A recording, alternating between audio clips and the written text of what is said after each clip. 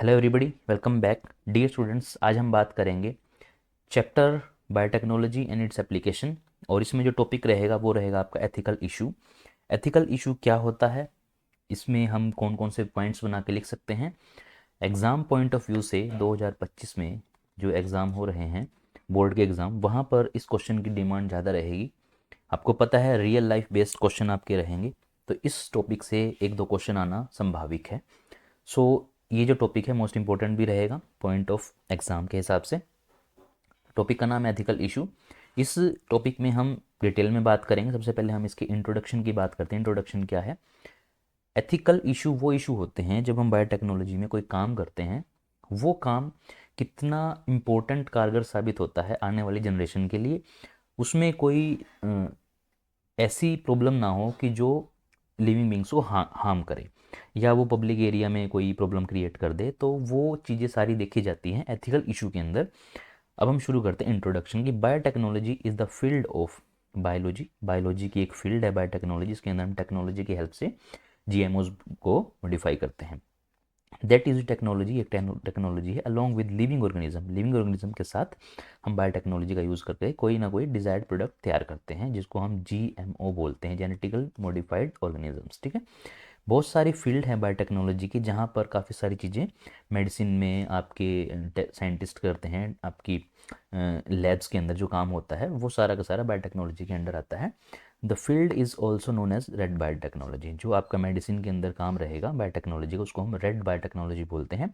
बहुत सारी टेस्टिंग होती है, एक्सपेरिमेंट्स होते हैं बायोटेक्नोलॉजी के अंदर, और उनके बिहाफ पर एथिकल इशू और एथिक्स बनाए गए हैं। और वो कौन कौन से हैं वो सारी चीज़ें हम डिटेल में बात करेंगे अभी। एथिकल इशू इन बायोटेक्नोलॉजी, कौन कौन से वो इशू हैं वो देखते हैं अभी। तो यहाँ पर काफ़ी सारी लिस्ट हैं। एक होता है social economical issue, cultural issue, legal issue, environmental issue और रिलीजियस इशू। ठीक है। ये सारे के सारे वो इश्यूज हैं जो एथिकल इशू से एथिकल है जो इशू वो बायोटेक्नोलॉजी के अंदर हो सकता है। क्या क्या इशू है वो देखते हैं। सबसे पहले फर्स्ट पॉइंट आपका है सोशल इकोनॉमिक इशू। ये क्या इशू है कि आप अगर कोई काम कर रहे हैं बायोटेक्नोलॉजी के अंदर, तो वो सोशली अच्छा होना चाहिए। सोशली में मतलब ये आएगा कि आपकी जो पब्लिक डिमांड है उसके बिहाफ से होना चाहिए, उसको कोई प्रॉब्लम ना हो।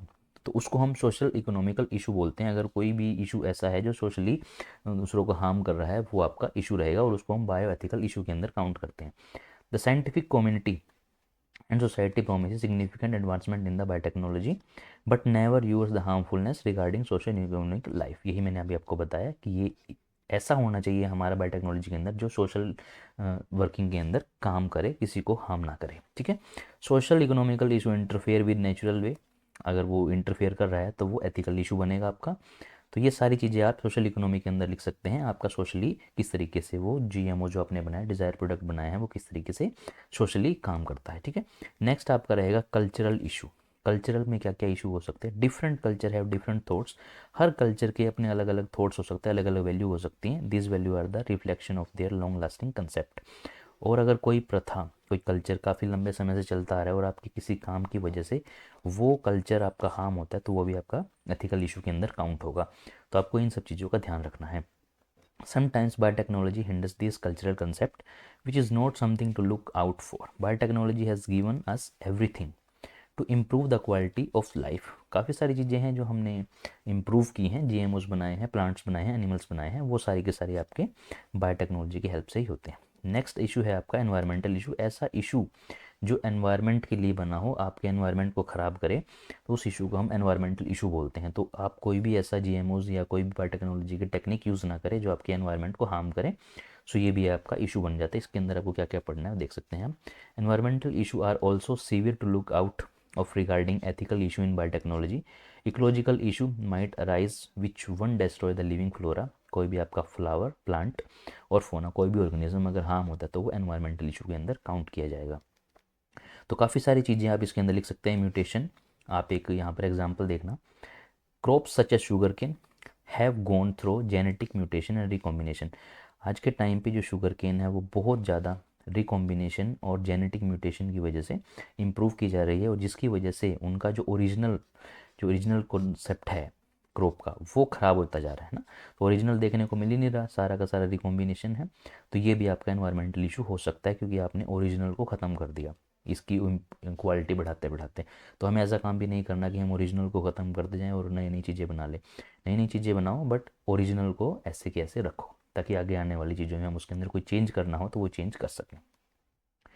नेक्स्ट आपका रहेगा religious issue, one of the most faced issue with biotechnology. It is the it hurt people sentiments on a religious basis. जैसे रिलीजियस के अंदर आप ये पढ़ सकते हैं कि जैसे काव है, काव के ऊपर हर किसी की अपनी अलग थॉट हो सकते हैं कि काव एक होली एनिमल है, हिंदूज़ की जो है एक देवी भी बोला जाता है गाँव को। लेकिन बायोटेक्नोलॉजी के अंदर अगर आप गाय के ऊपर एक्सपेरिमेंट करेंगे और इस तरीके से आप उसको उस नज़रिए से देखेंगे, आप उसका डिसयूज़ कर रहे हैं, आप मिसयूज़ कर रहे हैं, तो वो आपका रिलीजियस इशू बन जाएगा। तो आपको ये काम भी नहीं करना है।